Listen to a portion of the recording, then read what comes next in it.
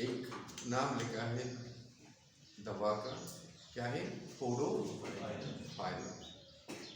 Podophyllum जिस तरह मैंने बता दिया कि एक रनिंग रेमेडी है और इतनी मुश्किल भी नहीं है, सिंपल सी है।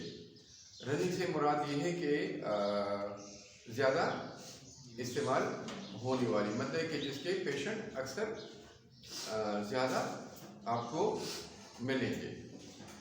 पोडोफाइलम में जो सबसे बड़ी बात है जो आप लोगों के जहन में होनी चाहिए वो डायरिया है। क्या है?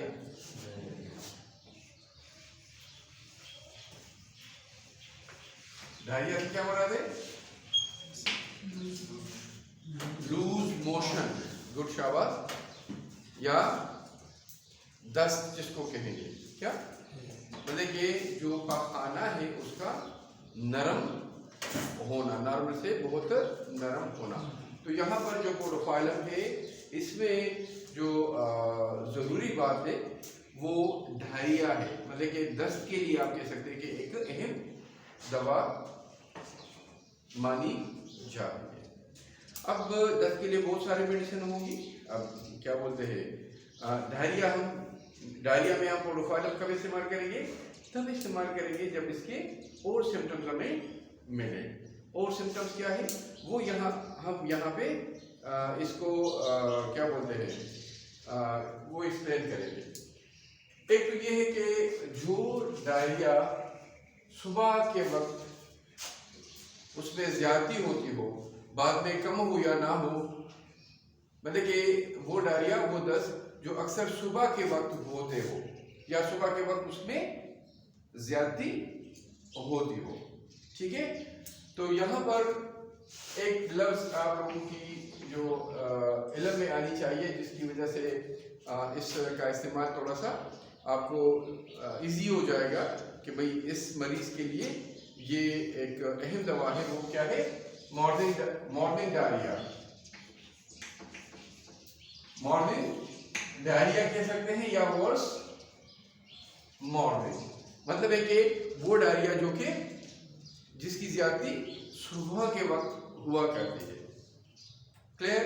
एक बात आपको मिली, इसके मिलने से आपको पता चलेगा कि पोडोफाइलम का सोचा जा सकता है। यहाँ पे एक और लफ्ज है जो डायरिया इससे मुताबिक है, वो है प्रोफ्यूज। क्या लफ्ज है? प्रोफ्यूज का मतलब ये है कि जो दस्त है वो मिकदार में बहुत ज्यादा होंगे। प्रोफ्यूज से क्या मुराद है? किसी भी चीज का, किसी भी डिस्चार्ज वगैरह का नॉर्मल से जितना हुआ करता है रूटीन में, उससे बहुत ज्यादा हो। तो यहाँ पर जब दस्त बहुत ज्यादा हो तो एक और चीज आपके ध्यान में होनी चाहिए कि भाई यहाँ तो पोडोफाइलम की एक और सिम्टम भी मिल गई। दस्त आम रूटीन वाले नहीं, ये बहुत ज्यादा है, तो भाई हाँ भाई ये बात तो पोडोफाइलम में है, पोडोफाइलम का सोचा जा सकता है या पोडोफाइलम देना चाहिए। लेकिन जितनी आपको इसकी और सिम्टम्स मिलती है या आपको पता चलता है, तो जितनी ज़्यादा सिमिलरिटी होगी, जितनी ज़्यादा सिम्टम्स होंगे, उतनी इसकी सिलेक्शन जो है वो यकीनी बन जाती है और उतनी ही इसकी इफिकेसी, जो उसका अमल है, जो उसका एक्शन है, जो उसका काम है, वो ठीक करने का, शफा लाने का, वो भी ज़बरदस्त होगा। तो एक और चीज़ यहाँ पे इस प्रोफ्यूज के बाद है फीटेड। ये लफ्ज़ क्या है? फीटेड। फीटेड मीन बदबूदार। क्या मतलब? ऑफेंसिव लफ्ज़ कह सकते हैं, पुट्रेड वगैरह, रेंसेड, बहुत सारी बातें हो सकती है। ऑफेंसिव का लफ्ज़ थोड़ा सा इससे भी ज़्यादा यूजफुल है। ऑफेंसिव, OFFENSIVE, इस तरह कोई। तो ऑफेंसिव जो है होना भी इस पोडोफाइलम की तरफ जाती है कि भाई ये सिम्टम भी मौजूद है और पोडोफाइलम और थोड़ी सी यकीनी हो जाती है। एक बात मैं आपको और समझा दूँ, इस तरह से कि ये जो बदबूदार होना है, देखिए पखाना यूजुअली बदबूदार होता है। पखाना तो होता ही बदबूदार, जो स्टूल है वो क्या होगा? बैड स्मेलिंग, बदबूदार होगा, फीटेड होगा रूटीन में, नॉर्मल में। लेकिन यहाँ पर अगर आपको यहाँ पर सिम्टम्स इस तरह बताए कि ये फीटेड है, तो आप लोगों के ज़हन में एक चीज़ होनी चाहिए कि ये यहाँ पर हम एबनॉर्मल सिम्टम पढ़ते हैं। क्या पढ़ते हैं? एबनॉर्मल सिम्टम पढ़ते हैं। तो एबनॉर्मल सिम्टम से जिस तरह कि भाई नॉर्मली भी ये बदबूदार होते हैं, तो अगर यहाँ फीटेड लिखा है तो इट मीन्स कि नॉर्मल से ज़्यादा बदबूदार, नॉर्मल से ज़्यादा बदबूदार होना पाखाने का, ये भी आपको लेके जाएगा टुवर्ड्स दिस पोडोफाइल। एक और चीज़ जो आपको अगर मिले तो एक आसानी होगी इसकी सिलेक्शन में, वो है यहाँ पे जिस तरह मैंने बताया कि मॉर्निंग में ज़्यादा है, एक और लफ्ज़ में कहूँगा वो समर, जिसको जिस तरह मैंने बताया कि मॉर्निंग डायरिया, उसको आप सब कहते हैं कि समर डायरिया। समर गर्मियाँ, कि गर्मियाँ जब शुरू हो या गर्मियों के दिनों में अगर ये तकलीफ हो, कौन सी तकलीफ? डायरिया वाली, तो ये एक और इलामत है पोडोफाइलम की, भाई कि पोडोफाइलम डायरिया के लिए बहुत ज़्यादा अहम है। जब वो बहुत ज़्यादा मिकदार में हो, जब उसमें बदबू हो, ठीक है, वो सुबह की वजह आती हो, और अगर वो गर्मियों का मौसम हो, गर्मियों में डायरिया को, तो ये एक और बात आपकी यहाँ पर इस क्या बोलते हैं पोडोफाइलम की मिल जाती है, एक और सिम्टम आपको मिल जाती है। तो जितनी ज़्यादा सिम्टम होंगी उतनी ज़्यादा क्या बोलते हैं सिलेक्शन आसान और वो होगी। एक और चीज़ जो कि यहाँ पे थोड़ा सा हम ज़्यादा वो करेंगे डिस्कस, लेकिन एक बात मैं उसके साथ वो कर लूँ तो उसके बाद फिर उसकी तरफ भी आएंगे। एक और चीज़ ड्यूरिंग डेंटेशन,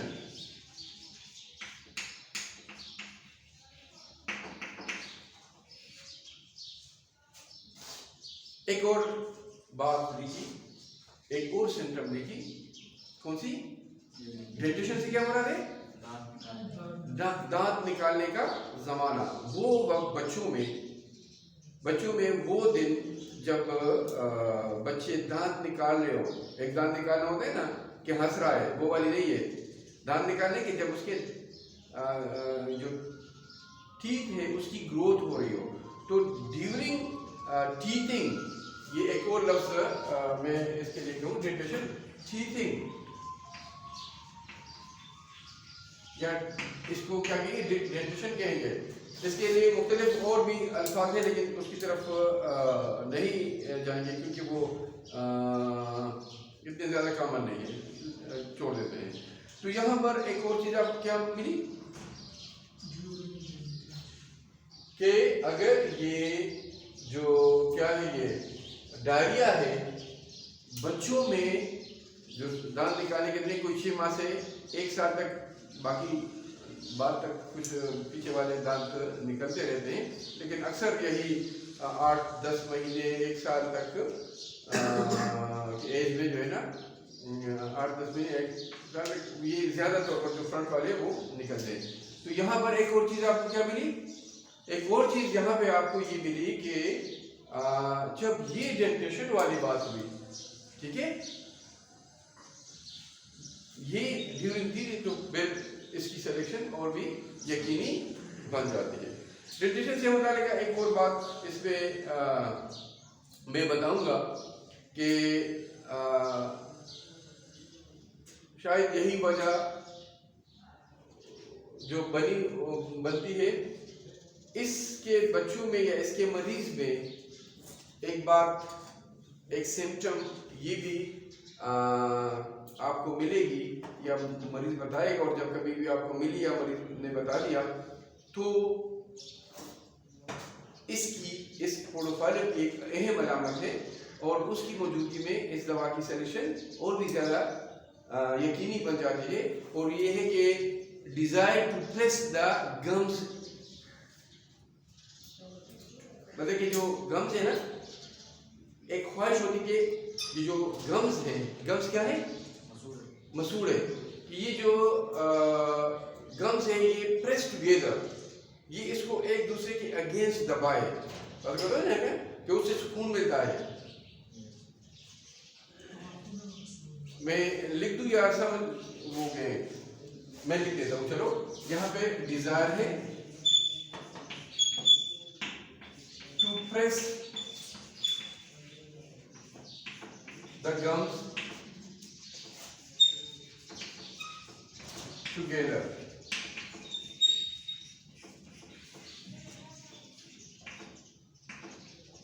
क्या मतलब हुआ कि इसके मरीज में, पोर्टोफाइलम के मरीज में ये एक ख्वाहिश होती है कि उसकी ये यूं करना।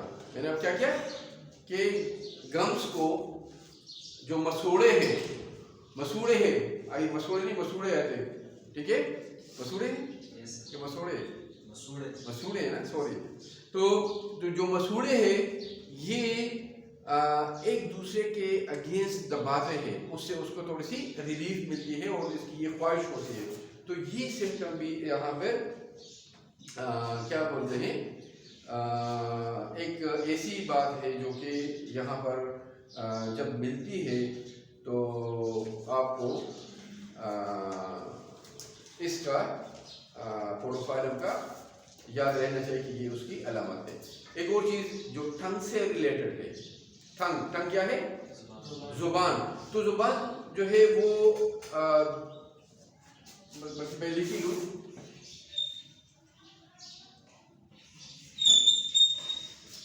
जो जुबान है वो लार्ज महसूस होगा, लार्ज।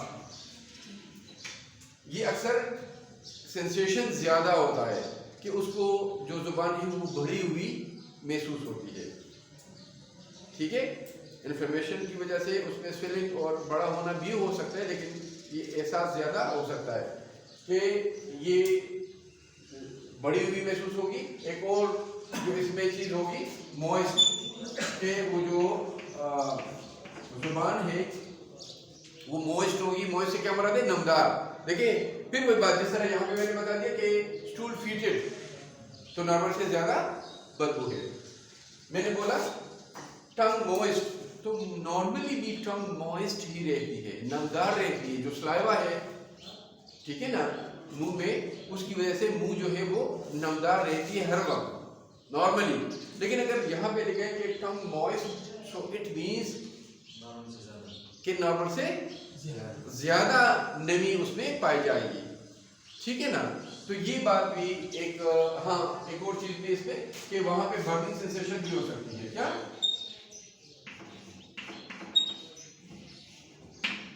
एक और चीज क्या है, बर्निंग सेंसेशन है। तो यहाँ पर अगर जुबान से मुतालिका जो टंग है, ठीक है ना, उससे मुतालिका ये दो चार बातें आपको मिलती है, दो चार सिम्टम्स आपको मिलती है। तो यहाँ पर आपके इस पोर्टोफाइलम के जो अहम अलामात हैं वो क्या बोलते हैं, उसमें इजाफा होता है। और जितनी किसी भी दवा की सिम्टम्स में इजाफा होता है उतनी ही ज़्यादा उसकी सिलेक्शन जो है वो ज़रूरी, यकीनी और श्योर हो जाती है। यहाँ पे एक और चीज़ आपको जो पोर्टोफाइलम की मैं बता दूँ, वो ये है कि यहाँ पे जो एब्डोमेन है, इस रीजन में एक एहसास होगा कि सिंकिंग सेंसेशन या वीकनेस सेंसेशन, ठीक है ना। तो यहाँ पर मरीज को ये एहसास होगा, जो ये जो एब्डोमिनल रीजन है, ठीक है, ये जो एब्डोमेन है, यहाँ पर कमजोरी सी महसूस होना। यहाँ पर इस तरह होता है कि ये यहाँ पे जो है ये डूबा जा रहा है। ये जो यहाँ का जो रीजन है, इसमें जो डूबे जाने जैसी सेंसेशन होगी। मैं अगर आप लिख लूँ तो सेंसेशन जो है होगी क्या क्या, एब्डोमिनल रीजन में क्या क्या सेंसेशन है, वीकनेस का सेंसेशन ऑफ वीकनेस, एक बात हुई।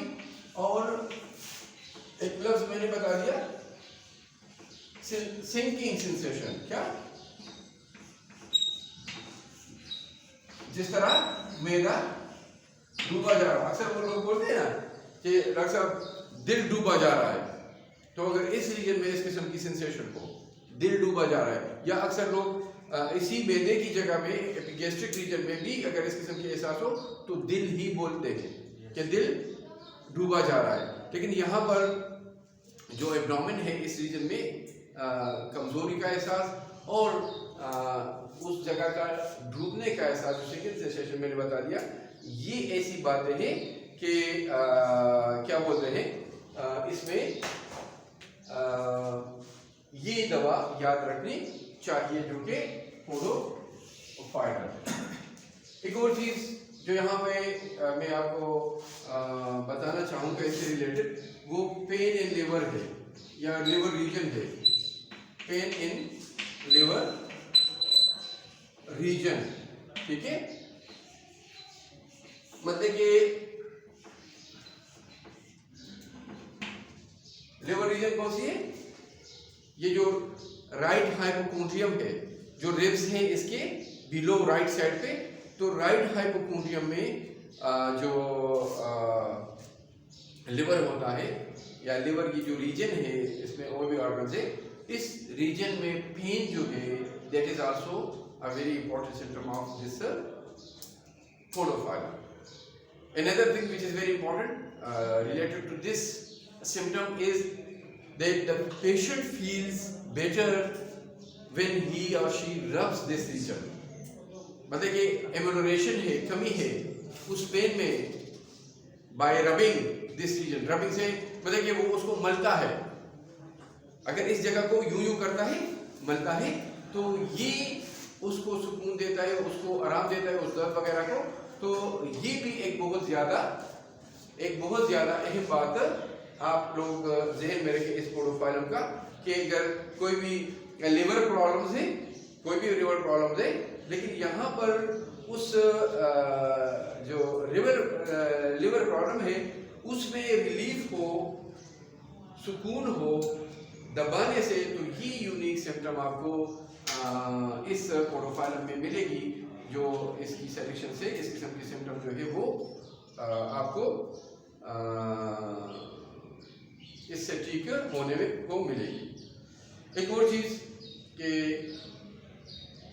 यहाँ पर दो चार बातें अगर इसकी और भी अहम मैं आपको बताना चाहूँ जो इम्पोर्टेंस के लिहाज से। देखिए, आई am talking about the most very important symptom. यहाँ पे जो पोडोफाइलम की है इसकी बहुत सारी और भी सिम्टम्स हो सकती है, ठीक है, लेकिन मैं क्या कर रहा हूँ यहाँ पे आपको जो इसकी वेरी इंपॉर्टेंट सिम्टम है वो, तो जब कभी भी आप इसकी जो वेरी इंपॉर्टेंट सिम्टम है किसी भी ड्रग की वो नहीं समझेंगे और डिटेल में एकदम जाएंगे तो आपको वो दवा कभी भी न समझ आएगी और ना उसको आप प्रॉपर अच्छे तरीके से इस्तेमाल कर सकेंगे। First you should have to know about the key symptom, most important, very important symptom, most important and then common. तो यहाँ पर I am talking about the very important symptom of this podophyllum. Clear है? तो जो और इसकी एक दो बातें जो कि इसको मैं उसी तरह अहम समझता हूँ, वो जो है प्रोलेप्सिस है। प्रोलेप्सिस मेरे ख्याल में कि कल परसों भी मैं जनरल पीरियड में बता रहा था।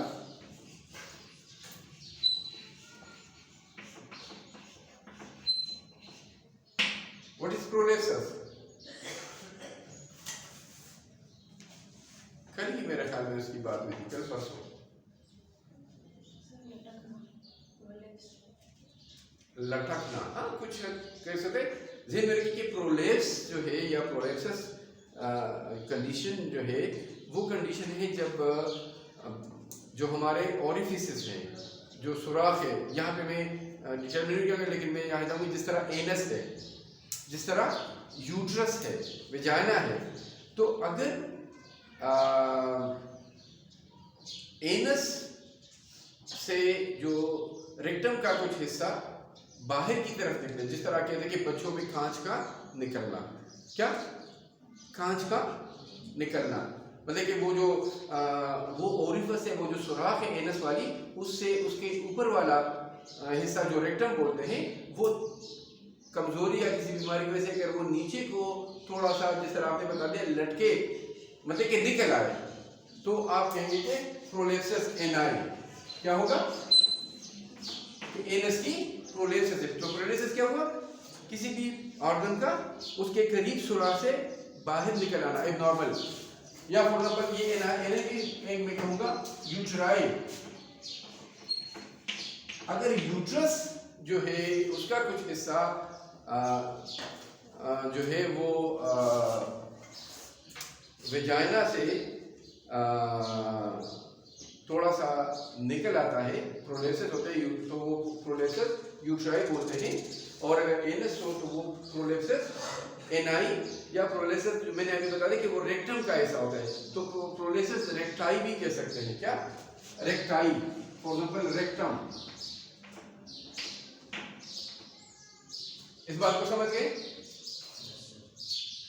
कि एनएस के थ्रू रेक्टम का कुछ हिस्सा बाहर निकलना, एनएस का, रेक्टम का, और या वेजाइना से, वेजाइना की ओपनिंग से अगर यूट्रस का कुछ हिस्सा कमजोरी वगैरह बीमारी की वजह से वो बाहर की तरफ निकले, जो कि जाहिर तौर पर नजर भी आ सकते हैं और महसूस भी किया जा सकते, तो this is another important thing in this podophyllum, जिसके लिए आप इसको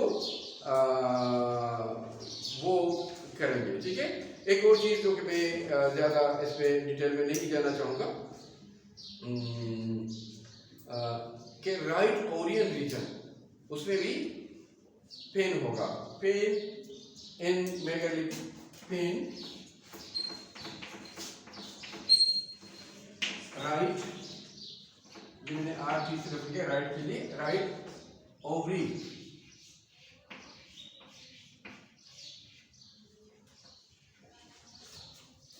देखिए यूट्रस से फिर फिलोपियन ट्यूब से राइट ओवरी और लेफ्ट ओवरी, जो female genital organs, internal genital organs वो है। तो यहाँ पर अगर राइट, ये जो जिस तरह मैंने बता दिया कि लिवर रीजन कहाँ पे है, राइट हाइपोकोन्ड्रियम में, रिब्स के नीचे, तो इस रीजन को अगर आप एब्डोमेन को वो जो 9 पार्ट्स में तकसीम करते हैं, तो यहाँ पर एक जो राइट लोअर जो लोअर नीचे वाला हिस्सा है वो इलियक फोसा या इलियक रीजन बोलते हैं। तो वो इस इलियक रीजन में जो है तकरीबन पेन महसूस होगा। तो ये रीजन जो है ओवरी का है, राइट ओवरी का है। तो यहाँ पर जो राइट ओवरी में जो क्या बोलते हैं, अगर पेन हो, अगर दर्द हो, तो एक अहम बात आप इस पोडोफाइलम की समझ लें, उसके लिए पोडोफाइलम जो है एक दवा हो सकती है। एक अलामत जो डाइजेस्टिव सिस्टम से मैं आप लोगों को शेयर करना चाहूँगा कि अगर वो मिले तो वो भी अहम बात है इस पोडोफाइलम की, और इसकी मौजूदगी भी आपको, जो पोडोफाइलम है इसकी सिलेक्शन आप लोगों के लिए जो क्या बोलते हैं आसान बना देता है। वो ये है कि जिस तरह मैंने अभी बात की कि ये राइट इलियक फोसा है, ओरियन रीजन है, ये राइट हाइपोकोन्ड्रियम है, क्या बोलते हैं, ये लिवर रीजन है, यहाँ लिवर का ब्लडर और पैंक्रियाज वगैरह हुआ करते हैं। इसी तरह जो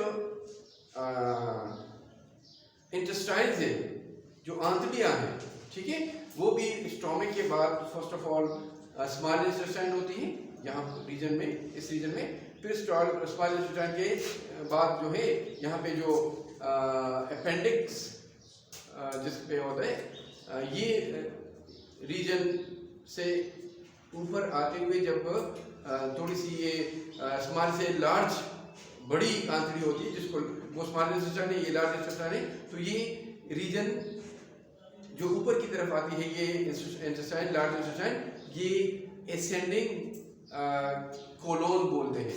ठीक है। फिर उसके साथ ये यूं आती है जिसको डिसेंडिंग, सॉरी, ये ट्रांसवर्स कोलोन कहते हैं। ठीक है। ये एसेंडिंग हुआ, ये ट्रांसवर्स हुआ, और ये फिर डिसेंडिंग कोलोन। डिसेंडिंग की मतलब कि जो नीचे की तरफ जो है वो आती है। फिर राइट को सिग्मॉइड है, और फिर वही रेक्टम विक्टम जो अभी मैंने बात की। तो यहाँ पर जो पोडोफाइलम की एक सिम्टम मैं आपको बताना चाहूँगा वो ये है कि ये जो डिसेंडिंग कोलोन है, इसमें नो आप लिख सकते हैं अपने साथ, इसके इंपॉर्टेंट है कि नॉइजेस इन एब्डोमेन, स्पेशली यहाँ पर जो डिसेंडिंग कोलोन है, ठीक है ना, जो डिसेंडिंग कोलोन है इस रीजन में अगर नॉइजेस, शोर, हवा की क्या बोलते हैं, गर्दिश से, हवा की एक जगह से दूसरी जगह जाने से जिस तरह पेट में कुड़कुड़ होता है, ठीक है ना, बार्बोरिज्मस या बार्बोरिज्मी एक लफ्ज़ है, वो इस कंडीशन के लिए मेडिकली बताया जाता है कि बार्बोरिज्मस है या बार्बोरिज्मी, मतलब कि पेट में हवा के गुजरने से, इधर से उधर जाने से जो आवाज़ें पैदा होती हैं, वो नॉइजेस अगर इस रीजन में हो तो this is another very important thing in this, important symptom in this podophyllum. मेरे ख्याल में डिटेल में तो बनना चाहे जा सकते हैं, but I think this is more than enough for today. इससे ज़्यादा आपको वास्ता होगा, ठीक है, तो इनको आप याद करें, बाकी जब कभी भी टाइम मिला तो क्या बोलते हैं डिटेल में हम जाएंगे इसकी, ठीक है। तो ये जो है वो क्या बोलते हैं, ये अहम बात